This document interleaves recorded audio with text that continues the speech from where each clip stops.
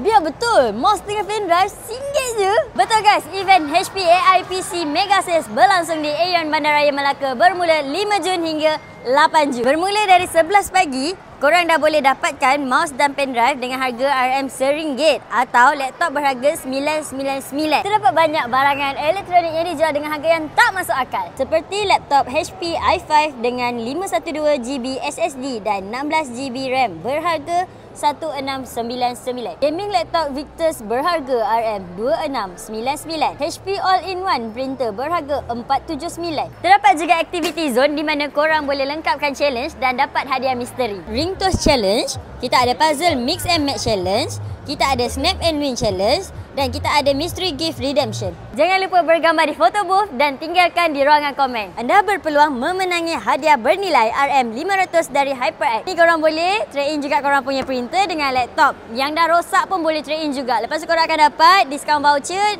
yang tertera. Jadi orang Melaka jangan lepaskan peluang ni, datang ke Aeon Bandaraya Melaka bermula hari ini hingga 8 Jun.